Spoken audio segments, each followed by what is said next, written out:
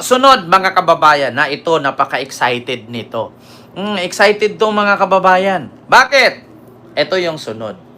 Amy Marcos. Mapapalunok ako ng Inom muna ako tubig mga kababayan. Amy Marcos at Sara Duterte. Ito, inom muna ako tubig kasi mahirap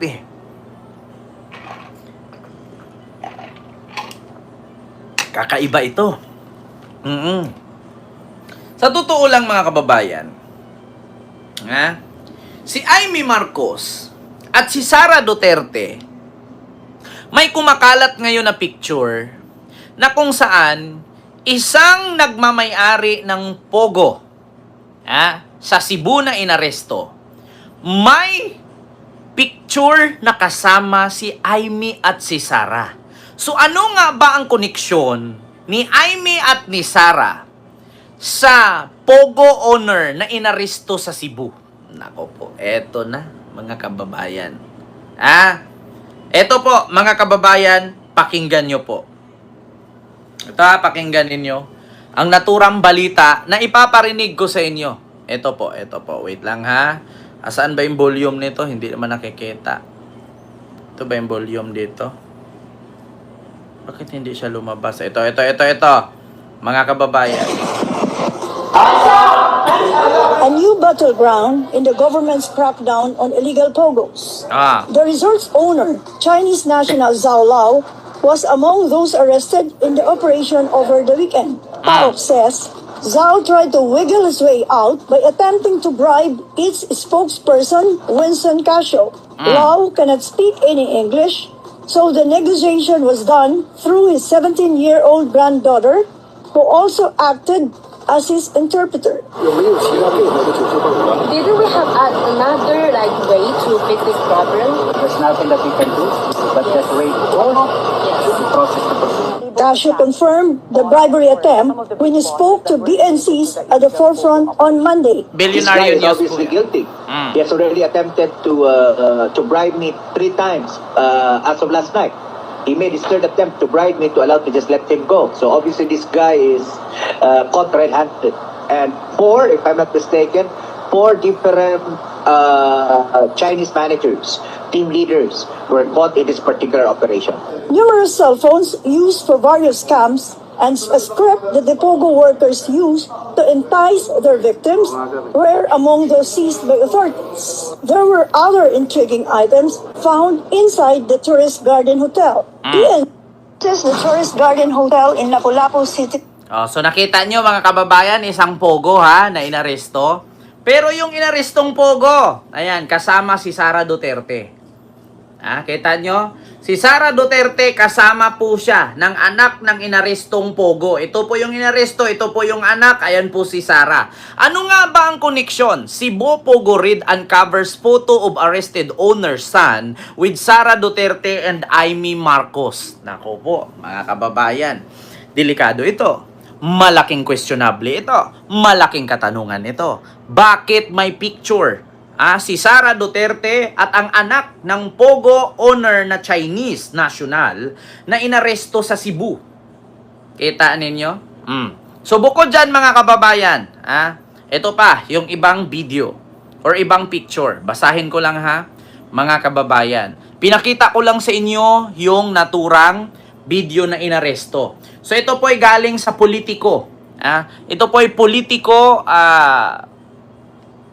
News bang tawag dito? Or Politico website.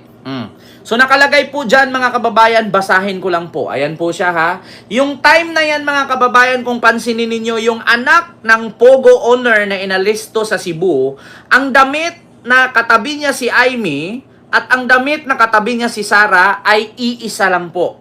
So, yung time na nangyari mga kababayan ay iisang event lang din po. Magkaparehong araw, magkaparehong petsa. Hindi man magkapareho yung oras, may agwat man, pero kasama po nila. So, ano nga po ang ibig sabihin yan kung bakit nakapagpa-picture ang anak na inaresto ng Pogo owner sa Cebu? Oy, ma'am, wow, heaven knows. Maraming salamat sa yung super chat, ma'am. Thank you so much po, ma'am. Hi Kent, good evening. Salamat po. So ngayon, mga kababayan, basahin ko lang po ang Politico. Ayan. Feeling close? Honor of Cebu Pogo photograph with Sara Duterte and Amy Marcos. The owner of the Philippine Offshore Gaming Operator or Pogo raided by the authorities in Lapu-Lapu City, Cebu on August 31 appeared to be part of the same social circle as Vice President Sara Duterte, Senator Amy Marcos. Ayan. 2 photos showing Chinese national Xiao Lao with Marcos and Duterte were among the items seized by law enforcers during its raid of the Pogo at Tourist Garden Hotel. Billionaire News Channel Politico's sister media outlet exclusive obtained access to the photos. The photographs appeared to have been taken on the same event based on Lao's outfit. The pictures were undated.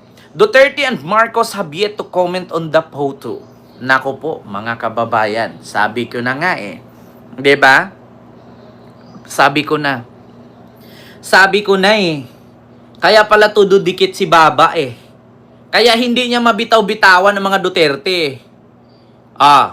So paano po i-explain 'yan? Ako hindi ko po inakusahan silang dalawa.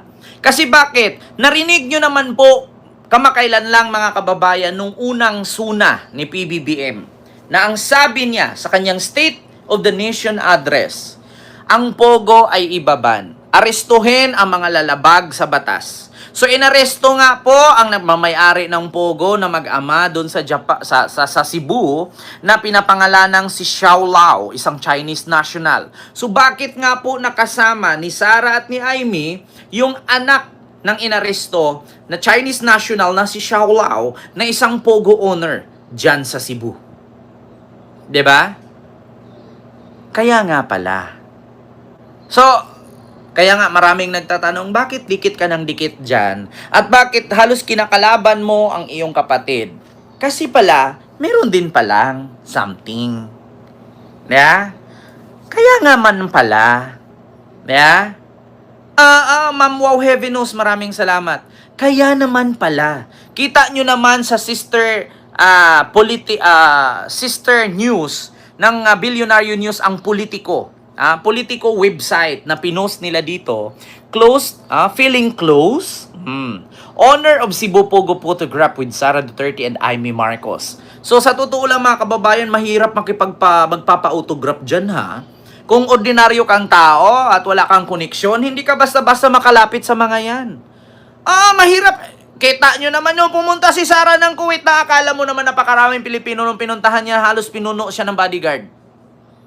Nakaganyan yung mga bodyguard, tapos ang luwag naman ng upuan, wala naman tao.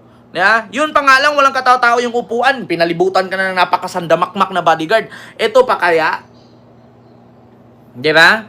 So ano ang ibig sabihin nito? Bakit na kasama nila sa picture yung inaresto na Pogo?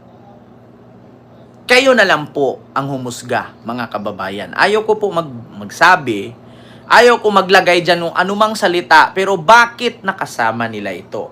Anong ibig sabihin nito? Diba? Ano nga bang ibig sabihin? Bakit nakasama nila? Anong meron? Bakit ganun? Na? Sabihin niya ng dalawa na yan, picture lang naman, kaso yan Pogo inaresto. Kaya nga 'di ba, Benji Clareza, kung sinong umitlog yun ang pumuputak. Sabi ni Loretta Wing. Parang mali naman po 'yan, Ma'am Loretta Wing. Kung sino atang pumutak yun yung nangitlog. Yeah? O baka sponsor, friendship sila. Kita nyo naman, sabi pa nga dito, Lao was arrested during the raid of the Pogo by joint operatives from the National Bureau of Investigation and the Presidential Anti-Organized Crime Commission. He reportedly tried to bribe his way to freedom according to PAOK spokesperson Director Winston Casio. Yeah, kita nyo, mga kababayan? Ayan po. At nabalita din po yan sa Billionaire News. So, hindi tayo fake news, mga kababayan. May proof po tayo. Hindi po yan pwede nating sabing edited yan. Hindi po natin pwedeng sabing fake news po yan. Bakit? Ibabalita ng Billionaire News? Ibabalita ng Politico? Na sister news outlet ng Billionaire? Ito sabihin fake news yan. Wait lang. Ayan mga kababayan. Ito.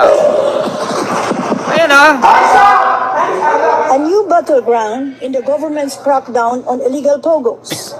The resort's owner, Chinese national Zhao Lao, was among those arrested in the operation over the weekend. PAOK says Zhao tried to wiggle his way out by attempting to bribe its spokesperson, Winston Casio. Lao cannot speak any English, so the negotiation was done through his 17-year-old granddaughter, who also acted as his interpreter. Did we have another way to fix this problem? There's nothing that we can do, but just wait for the process to proceed. Casio confirmed the bribery attempt when he spoke to BNCs at the forefront on Monday. Kita ninyo, mga kababayan? August 31 inaresto.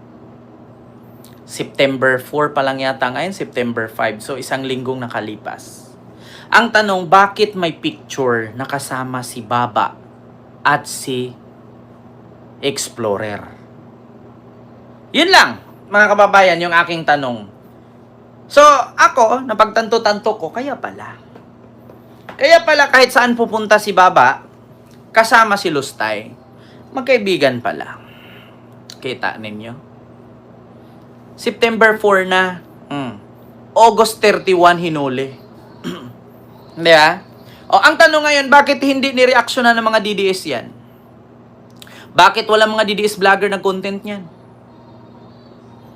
Kasi pag mag-content sila niyan, malamang sa malamang, mapapagalitan sila. Xiaolao, vlogger horror yan ng China, sabi ni Vince Dill. Naloko na, nagkalintik-lintik na babalina. Yeah, kita ninyo, August 31 inaresto. September 4 pa lang ngayon, so 1 week ago. Nako, kaya pala sabi niya, balita ko, 2027, ipaparesto daw si Sara, kasali na ako. Pati ang mga Duterte allies. Kasi ang dahilan niya doon, para hindi daw makatakbo sa 2028 presidential election. Yun lang dahilan kaya kayo ipapahuli? Yan lang ang dahilan kaya kayo ipapakulong? Para hindi kayo makatakbo sa 2028 presidential election? Or sadyang may tinatago kayong kakaiba at kababalaghan? Hindi naman po siguro po pwede mga kababayan na ipagtanggol siya ni Pangulong Bongbong Marcos. Sabi ko nga sa inyo mga kababayan, dati wala kaming bigas. Kung nandyan man yung mga tsahin ko nanood sa akin, huwag kayong magalit, totoo yan. Dati, kakahiwalay lang ng nanay at tatay ko. Naghiwalay ang nanay at tatay ko, sumama kami sa nanay ko. Ngayon ang sabi ng nanay ko, pumunta ka sa tsahin mo, pwede mahingi ka ng bigas or else utangin mo na lang. Pag nagkaluwag-luwag tayo, bayaran mo. Alam niyo ang sagot sa akin ng tsuhin ko, asawa ng aking tsahin? Sabihin mo sa nanay mo, magkapatid sila sa dugo, pero hindi sa lamesa at sa bulsa. So umuwi ako sa bahay, wala akong dalang bigas. Bakit? Kasi ang sabi, magkapatid daw ang nanay ko at tsahin ko sa dugo, pero hindi sa lamesa at sa bulsa. Ngayon mga kababayan, ano nga bang connection doon? Hindi porkit kapatid ni Marcos Jr., si Amy Marcos, ay kung gagawa ng kababalaghan or kasalanan si Amy Marcos, ay ipagtatangkol ng kapatid niya. Hindi po ganun. Masisira po ang kapatid niya. According nga kay PBBM, walang kaikaibigan, walang kamakamag-anak. Kahit malapit ka man sa presidente, kung may kasalanan ka, kailangan mong managot. Yan ang sabi ni Jose Claire Castro. Diba? Diba, Ma'am Rosario Bisin? Kaya, walang kaikaibigan, walang kamakamag-anak. Magkapatid man kayo sa dugo, pero hindi kayo magkapatid sa krimen. Diba? Ganon yun. Kasi hindi naman po pwede, porket presidente, absuelto ka? Hindi. Walang ganon. Si Marcos na mismo nagsabi, walang kaibigan, walang kamakamag-anak. Kahit malapit ka pa sa kanya, kung may ginawa kang mali, haharapin mo yan. Diba? Ganun yun, mga kababayan. Naku po. Ngayon nga, tinirada nga ni Amy si BBM. Ang sabi, di ba, presidente ang nagbigay sa inyo ng utos na ganyan-ganyan? Sinagot siya nung isang sekretary. Sabi niya, hindi po, ma'am. Hindi po presidente ang nagbigay sa amin yan. Yung secretary po ang nagutos sa amin yan. Sinagot siya. Si Amina ba yun? Si Amina ba yun na hindi talaga magpapatalo? No, ma'am! Walang kinalaman ng presidente dito. Hindi presidente ang nagutos sa amin. Yung secretary ang nagutos sa amin. Si Amina ba yun? Sinagot siya. Hindi nagpapatalo. Alam nyo, si Aimee, hindi naman to galit kay Marcos Jr. Inggit. Magkaiba ang galit, magkaiba ang inggit. Sabi ko, mga kababayan, good luck. Sunod.